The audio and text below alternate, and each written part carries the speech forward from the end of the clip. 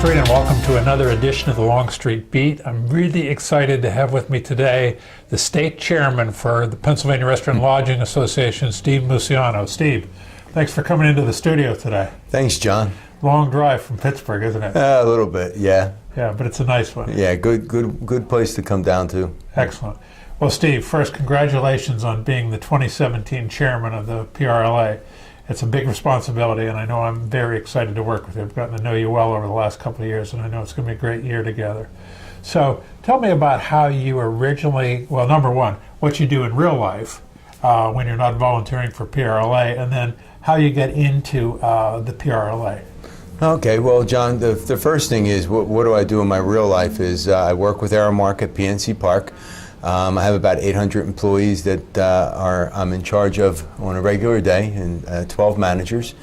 We operate throughout the baseball season, and in the off season we do a lot of catered events. You know, a lot of folks say to me, what are you doing your off season? And there really isn't an off season. And when I do have off, I apparently come down here to Harrisburg and hang out with you guys. Yeah, and we're glad you do. How'd you get involved in PRLA?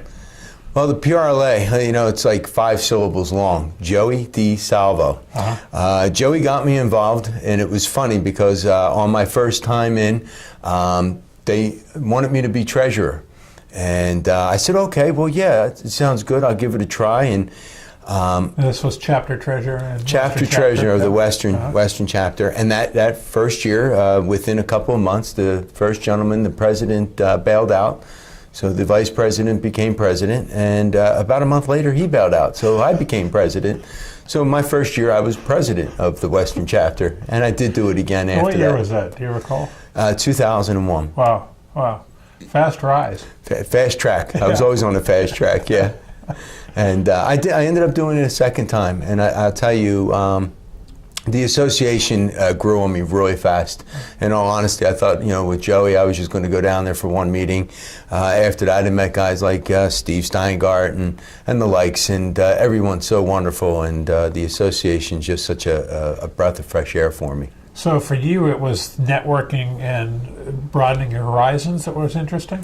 Yeah, in the beginning it was just that, networking and broadening my horizons. Thought I was going to hang out with a few friends and do nothing. But apparently the volunteer work. Huh? Yeah, I have to work. Why is PRLA important to the hospitality industry? The PRLA is important to the hospitality industry because we're the voice. I'm a firm believer in giving back, and we've been blessed with a lot of good things, but the PRLA gives back on a regular basis to our industry. We're the mouth, and we're the sounding board for the industry. Mm-hmm. You're talking about from an advocacy standpoint? From an advocacy standpoint, especially from a government affairs standpoint, making sure that government's not walking all over not only the small businesses but even the large businesses. Mm-hmm. Mm-hmm. What's your vision of PRLA for your term this year, 2017? Well, my vision for the PRLA for 2017, one of my things is retention. I don't think people know what we do, and I think our word needs to get out there even more. If folks only knew what we did for the industry, and the folks that volunteer to do this kind of work, people would have to join. They wouldn't have a choice. Secondly, important also is government affairs. I think that government affairs, our advocacy, right now we're poised to actually go after government. Mm-hmm. We've been a good association, but we're an association now that represents everybody. And like I say, we now have teeth, and it's time to let them know that if you're going to mess with our industry, you're going to keep taxing us, we're going to come back at you. So you're talking about now we have hotels, we have restaurants, and we have the travel and tourism industry all under our umbrella. Yeah, we're a nice rounded group now. Hey, you mentioned retention. You're talking about member engagement, I assume. Retention, member engagement, making sure that not only getting new members. It's one thing that we get new members, but how are we going to keep them? Mm-hmm. It's a lot of folks. It's going to go part of what are you going to what do you want out of your association? Well, what are you going to do for your association? Yeah. Sounds like John Kennedy. John Kennedy. Now you're dating me. I did my Theodore Roosevelt again. There you go. So, speaking of what you're going to get out of the association, if you could give one message to PRLA members, what would it be? Ask yourself not what you want out of the association, but ask yourself what you're going to do for the association, what you're going to do for your industry, and how you're going to make things better. Obviously, you took that on almost immediately when you joined because you became the treasurer, quickly became the president. You gave a lot to the association, and it's returned to you, I take it.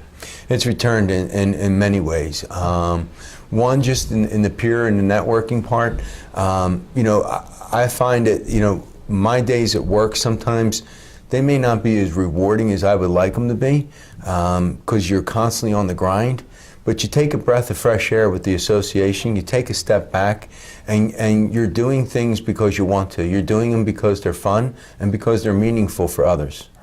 Steve, I know you practice an open door policy, and you always want to hear from people about how we can make things better. I assume that goes for PRLA too. Yeah, John, it's important that we all have an open door policy, especially if we're going to be leaders in our industry or leaders with what we do. As a leader, I think it's important that people can access you. And as a leader for the chairman of the board, I think folks should be able to access me. So my door is open all the time. Excellent. Well, for those of you tuning in today, make sure you reach out to Steve or to me, because we're here for you. That's what the association's all about. Hey, Steve, thanks for taking the time to come in today and let our members get to know you a bit better. Really appreciate it. Yeah. Thank you, John. Thanks for the opportunity. And thank you for tuning in to another edition of Longstreet Beat. We'll see you again next time.